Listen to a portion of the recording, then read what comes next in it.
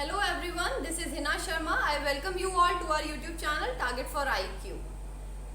Today my topic of discussion is Section 390 IPC robbery. देखिए section 390 में जो आपकी दो इलस्ट्रेशंस हैं, बेसिकली बहुत इंपॉर्टेंट इलस्ट्रेशन है और अभी फर्स्ट इलस्ट्रेशन आपकी दिल्ली एपीयू के एग्जाम में पूछी भी गई है। ये दोनों ही इलस्ट्रेशन इस पूरे टॉपिक को डील करती है। फर्स्ट इलस्ट्रेशन जो है वो ये कहती है कि कब थेफ्ट रॉबरी में कन्वर्ट हो जाती है, एंड जो आपकी सेकेंड इलस्ट्रेशन है वो ये बताती है कि कब एक्सटॉर्शन रॉबरी में कन्वर्ट हो जाता है।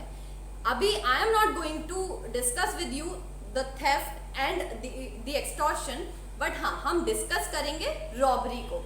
थेफ्ट और एक्सटॉर्शन में बेसिकली जो बेसिक डिफरेंस है वो ये कि इन theft property has been taken out by the person, by the offender without the consent of that particular person, and in extortion the property has been delivered to the offender in fear of offense. अब चलिए हम discuss करते हैं basically section 390 को, और 390 को जब हम डिस्कस करेंगे तो आप वहां देखेंगे कि in all robbery either there is theft or extortion, it is given under section 390. And फिर जब हम सेकंड उसका पैराग्राफ देखेंगे फर्स्ट लाइन के बाद, जो सेकंड पैराग्राफ है वो कहता है when theft becomes robbery. वही हमारा फर्स्ट टॉपिक है of concern, when theft becomes robbery. देखिए इसके अंदर आपको तीन पॉइंट्स मिलेंगे।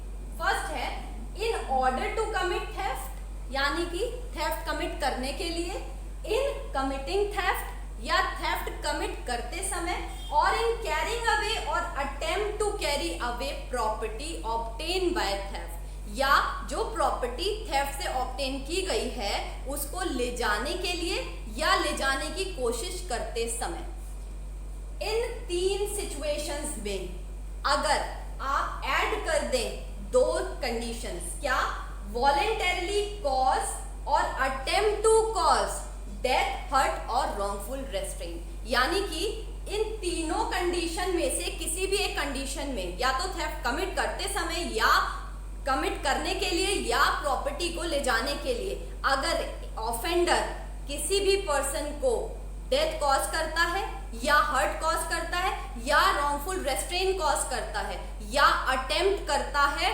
डेथ, हर्ट या रॉन्गफुल रेस्ट्रेन, तो इन सिचुएशंस में वो जो थेफ्ट है वो क्या किस ऑफेंस में कन्वर्ट हो जाएगी? रॉबरी में।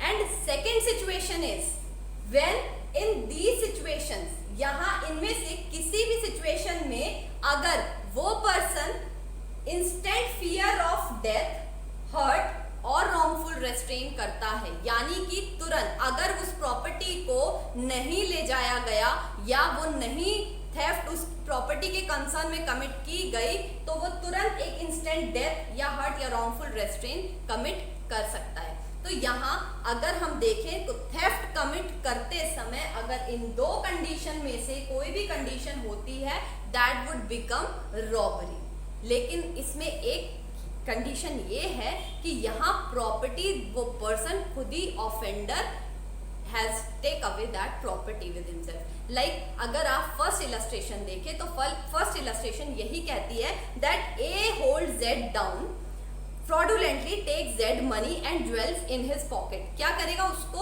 उसने उसके साथ इंस्टेंट जो फियर है वो इंजरी कॉज किया है और उसकी पॉकेट से कुछ सामान और या कुछ ज्वेलरी, पैसे और ज्वेलरी निकाल ली है।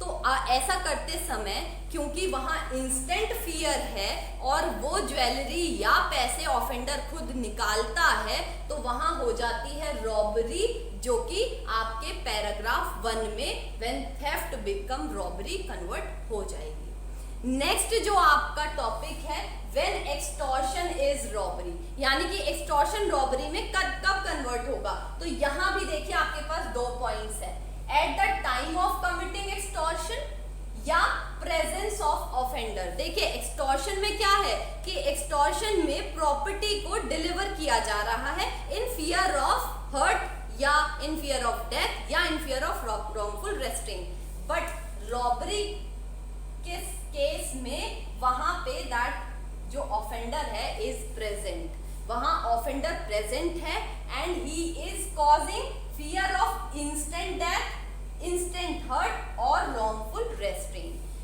थेफ्ट से यहाँ जो डिफरेंस है वो यही है कि यहाँ पे instant fear of death, hurt और रॉन्गफुल रेस्ट्रेन है। और वो ऐसा किस लिए है?